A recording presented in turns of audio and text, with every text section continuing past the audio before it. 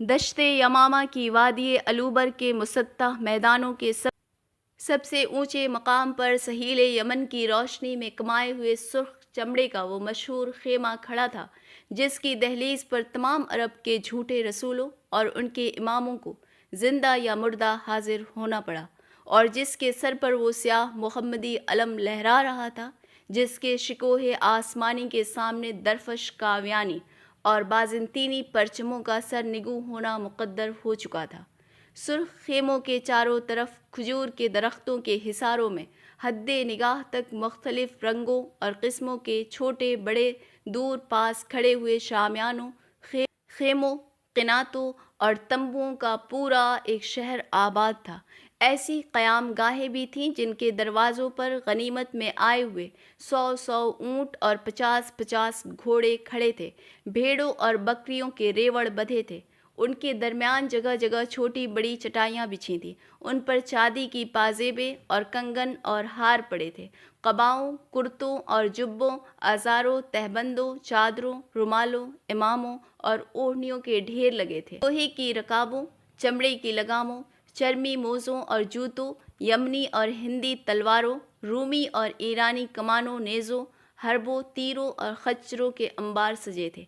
बूढ़े और जवान बद्दू मुश्क, ज़ाफ़रान, ऊद, शहद, लोबान, कपड़े के थान, चमड़े के गद्दे, घोड़े की जीन, ऊँट के पालान और उनके बंधन, पनीर के थक्के और मक्खन के बर्तन लादे, गहरे रंगों के टखनों तक लंबे लंबे ढीले ढाले कुर्ते पहने, कमरे कसे अमामे और रुमाल बांधे, दाहिने कंधे पर तलवार लटकाए या बाईं हाथ में नेज़ा थामे, औरतों के झुरमुट के आगे आगे चल रहे थे, जो सुर्ख और सब्ज़ और लाजवर्दी कबाओं की कमर पर सुर्ख और स्याह ऊँटों के बालों की डोरियों और रेशमी रुमालों की गिरह लगाए, ओढ़नियों से निकले हुए, जैतून के तेल से और चमकीले, ऊद की खुशबू से और खुशबूदार बालों, सुरमे से और काली आँखों, वर्ष के गाज़े और शादाब रुखसारों की झलक दिखलाई दी। कदम कदम कदम पर जेवरों की खनक, दामनों की लटक और निगाहों की चमक से दादे जमाल लेती सामान के नज़ारे चुनती फिर रही थी। मेहंदी से सुर्ख हाथ कोई जेवर उठा लेता तो लम्स की दौलत से और कीमती हो जाता। सलाम अलैकुम और वलैकुम सलाम की तकरारों के शोर से इंसानों की दीवारें हिलने लगी। सबसे आगे चलता हुआ एक सवार धूल में अटे हुए हाँपते हुए स्याह घोड़े पर सवार, स्याह अमामा बांधे, शानों पर स्याह चादर डाले, सर से गज भर ऊंचे नेज़े में स्याह फरीरा बांधे, लकड़ी की रकाबें जूतों में पहने आहिस्ता आहिस्ता आकर रुक गया। सिपह सालार का खेमा किधर है? सवार ने अमामे का शिमला चेहरे से हटाकर पूछा। एक शख्स ने झगड़ते बद्दू के हाथ से अपना मोहरे ईमानी का हाथ छीन लिया और आदमियों को हटाता उसके पास आ गया और लगाम थाम ली।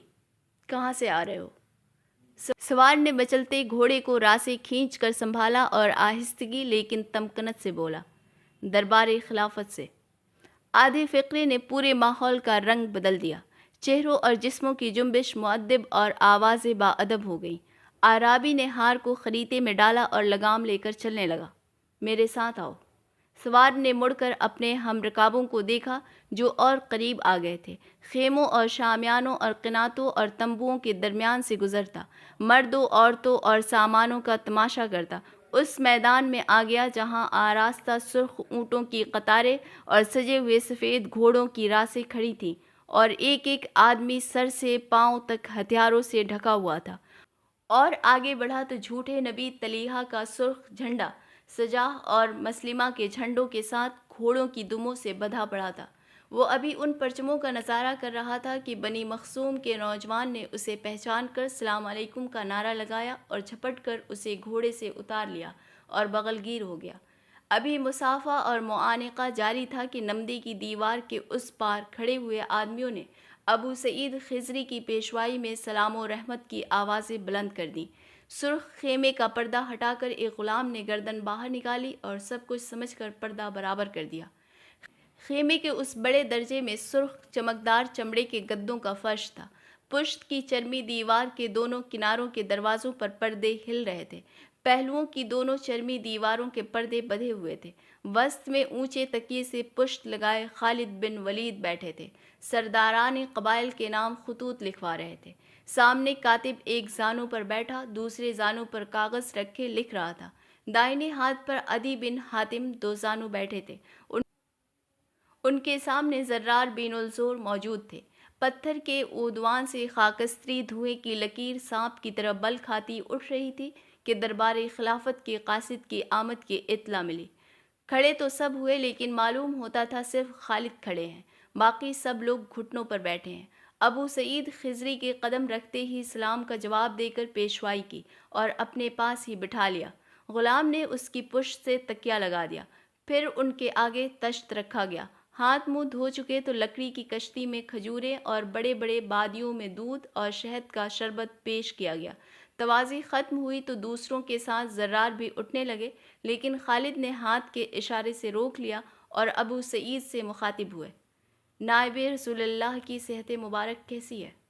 ابو سعید نے خریطہ کھول کر فرمان نکالا، جب سے آپ کے ہاتھ پر جنگ یمامہ ختم ہوئی اور آپ کا فتح نامہ پڑھا ہے، صحت میں ایسی برکت ہوئی ہے کہ مدتوں بعد میں نے ان کو چاق و چوبند دیکھا ہے۔ اور فرمان خلافت پیش کرنے کے لیے کھڑے ہوئے۔ خالد نے دونوں ہاتھوں سے فرمان وصول کیا، آنکھوں سے بوسہ دیا، مہر توڑی، تحریر پر نظر ڈالی تو ستے ہوئے چہرے کے کھڑے کھڑے نقوش میں چراغ سے جلنے لگے۔ ترشے ہوئے ہونٹوں سے عقابی آنکھوں تک تبسم کی روشنی پھیل گئی۔ سر جھکا تو سیاہ مخروطی داڑھی کی نوک قبا کے گریبان تک آ گئی۔ فرمان زرار کی طرف بڑھا دیا۔ وہ پڑھتے ہی جوش سے چیخ اٹھے، مبارک ہو یا ابو سلیمان، عراق کی سپہ سالاری مبارک ہو، سلطنت کسریٰ کی تباہی مبارک ہو۔ قبل از وقت ہے، جنرل نے انکساری سے کہا۔ وہ کون سی تاریخ ساز جنگ ہے جس کی تقدیر تمہارے گھوڑوں کی سموں کی خاک نہ بن گئی ہو؟ خط عدی بن حاتم کو دے کر خالد کے ہاتھ پر ہونٹ رکھ دیے۔ دیکھتے ہی دیکھتے سارا خیام اور اس کا حصار عرب کے ان شہسواروں سے بھر گیا جنہوں نے سیف اللہ کے گھوڑے سے گھوڑا ملا کر جان کی بازی لگائی تھی اور فتح پائی تھی۔ جب ہجوم موجے مارنے لگا تو زرار اور ابو سعید خالد کی جلو میں باہر نکلے۔ زرار ایک پتھر پر کھڑے ہو گئے اور گرجے، سنو برادران اسلام، سنو۔ دوسری آواز پر ہزاروں کا مجمع اس طرح خاموش ہو گیا جیسے آدمی نہیں پرچھائیاں کھڑی ہوں۔ دربار خلافت سے فرمان آیا ہے، سیف اللہ کے نام، تمہارے سپہ سالار کے نام، نائب رسول کا حکم ہے کہ دشت یمامہ سے اٹھو، تمیم اور قیس اور اسد کے قبیلوں کو رعب ڈالو، ان کی گردنوں میں ہیبت اسلام کا قلاوہ ڈال دو، عراق پر یلغار کرو، بندرگاہ ابلہ کو گرفتار کر لو۔ جس سلطنت کبریٰ کے غرور میں کسریٰ نے تمہارے آقائے دو جہاں کی تحریر کے پرزے اڑائے تھے، ان کی سلطنت کے ٹکڑے اڑا دو۔ درفش کاویانی کے تکبر کو اپنے گھوڑوں کی ٹاپوں سے کچل ڈالو۔ ایاز بن غنم، مسنع بن حارث اور مذعور بن عدی الجلی اپنے لشکروں کے ساتھ تمہاری کمان میں دیے گئے، لیکن خبردار، عورتوں، بچوں، بوڑھوں اور نہتوں کو تمہارے غضب سے محفوظ رکھا گیا۔ تم پھلدار درختوں اور کھیتوں اور امان پائے ہوئے لوگوں کی دولتوں کے محافظ بنائے گئے۔ بوڑھے اور تارک الدنیا لوگوں اور ان کے عبادت خانوں کو تحفظ دیا گیا۔ زرار کے خاموش ہوتے ہی تکبیر کی آوازوں اور ان کی تکراروں سے وادی الوبر ہلنے لگی۔ دشت یمامہ گونج اٹھا۔ تہنیت اور مسرت کی پرجوش آوازوں میں شرابور خالد کھڑے رہے، مسافے اور معانقے قبول کرتے رہے، یہاں تک کہ ظہر کی اذان بلند ہوئی اور سالار سے لشکر کے خدام تک اس طرح لپکے جیسے مؤذن نے نہیں، خود خدا نے انہیں آواز دی ہو۔ چھوٹے چھوٹے تشتوں میں رکھی ہوئی وہ بڑی بڑی شمعیں جل رہی تھیں جو سجاہ کے متاع غنیمت سے ملی تھیں۔ خالد کے دونوں بازو پر خیمے کے دروازوں اور چرمی دیواروں تک زرار بن ازوار، جریر بن عبداللہ، سوید بن مقرین، عبداللہ بن وسیمہ، عدی بن حاتم اپنے اپنے عزیزوں اور دوستوں اور ندیموں کے ساتھ بیٹھے تھے، روئے زمین کی سب سے شاندار سلطنت پر نازل ہونے والے طوفان کا منصوبہ بنا رہے تھے کہ دروازے کا پردہ ہٹا کر غلام نے ایک بدو کو پیش کیا جو چمڑے کے سیاہ موزے، ریشمی کرتے پر چمڑے کا کمر بند اور سر پر امامہ باندھے، داہنے کندھے پر تلوار لٹکائے، بائیں شانے پر چادر ڈالے سلام کر رہا تھا۔ جواب پا کر اور خالد کی نگاہ پڑھ کر دو قدم آگے بڑھا اور دو زانو بیٹھ گیا اور بولا، اے اس بڑے باپ کے بیٹے جس کی بڑائی کے اظہار میں رسول خدا نے فرمایا تھا کہ اگر بنو مخزوم کا بس چلتا تو ولید کو اپنا رب بنا لیتے، تجھ پر میرا ایک حق نکلتا ہے۔ وہ اس طرح بول رہا تھا جیسے پہاڑی راستوں پر خچر دوڑتا ہے۔ زرار نے بدو کو تیز نگاہ سے دیکھا اور اس سے تیز لہجے میں بولے، کیا بکتا ہے؟ جانتا ہے یہ کون ہے؟ یہ وہ ہیں جن کا نام سن کر براخا سے یمامہ تک کے گھوڑے اپنے پیروں میں پر باندھ لیتے ہیں۔ یہ سپہ سالار لشکر اسلام ہیں، یہ سیف اللہ ہیں۔ بدو نے پوری لاپرواہی سے زرار کو دیکھا اور اسی بے نیازی سے اسی انداز میں بولا، بنی مخزوم کے شاعر، تیری زبان تو اس طرح چلتی ہے جیسے صحرا میں شتر مرغ نے شکاری دیکھ لیا ہو۔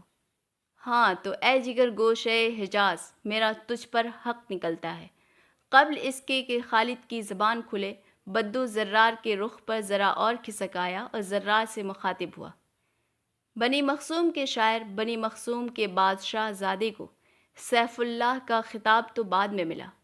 اب میں اس دن کی بات کر رہا ہوں جب یہ اسلام لایا تھا اور یہ مسجد نبوی میں تکبیر بلند ہوئی تھی، اور اس نے جس کے غلاموں کے گھوڑوں کی سموں کی خاک ہمارے اجداد کی ہڈیوں سے زیادہ متبرک ہے، کہا تھا کہ مکے نے اپنے جگر گوشے ہمارے دامن میں ڈال دیے، اور مکے کا سایہ کل کی طرح آج بھی سارے حجاز پر قائم ہے۔ ہاں تو اے جگر گوشے حجاز، تجھ پر میرا ایک حق نکلتا ہے۔ خالد نے تکیے سے پشت ہٹا لی۔ تو کون ہے اور تیرا کیا حق ہے؟ بدو مسکرایا، دونوں ہاتھ زانوؤں پر رکھے۔ ہاں، کیا ذکر چھیڑ دیا تو نے۔ 1,00,000 دشمنوں میں ہماری 3,000 تلواریں اس طرح تیر رہی تھیں جیسے رومی نیل کے پانیوں پر چراغوں کا تہوار منا رہے ہوں۔ بے شک، بے شک، کتنی ہی آوازوں نے تائید کی۔ زید بن حارث ڈوبے تو مدینے میں مسجد نبوی میں زبان رسالت نے ارشاد کیا کہ اب علم اسلام کی حرمت جعفر کے ہاتھ میں ہے، اور جب جعفر نے جعفر طیار کا لقب پا کر جنت کی طرف پرواز کی تو عبداللہ بن رواحہ نے علم کو تعظیم دی اور دشمن کے سینکڑوں سروں کے ساتھ اپنا سر بھی نظر میں گزار دیا۔ تب مہاجرین نامی اور انصاران گرامی نے آواز دی، بنی مخزوم کا آفتاب کہاں ہے؟ خالد بن ولید کہاں ہے؟ غنیم کے گھیرے میں تلواروں کی جھرمٹ سے آواز آئی، حکم دیجیے یا اصحاب رسول اللہ، حکم دیجیے۔ کسی بدری صحابی نے ارشاد کیا، محمدی علم کو سنبھالو، یہ وہ سلطنت ہے جو قیامت تک قائم رہے گی۔ ابو سلیمان نے اصحاب کبار کی موجودگی میں فخر عملداری سے حجاب کیا کہ حجاب شرافت اور نجابت کی پہچان ہوتا ہے، کہ اصحاب کبیر میں سے کسی نے للکار دیا، کیا کرتے ہو خالد بن ولید؟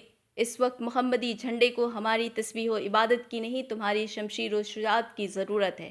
یہ سننا تھا کہ امیر گھوڑے سے پھاند پڑے، علم کو بوسے تمجید دیا، سینے سے لگا کر پاؤں رکاب میں ڈالتے ہی واہ محمدہ کا نعرہ لگایا اور دشمن کی صفوں پر گھوڑا اٹھا دیا، اور دربار رسالت سے ارشاد ہوا، اب علم اللہ کی تلوار خالد بن ولید کے ہاتھ میں ہے۔ سبحان اللہ، سبحان اللہ کی آوازوں سے پورا خیمہ ہلنے لگا۔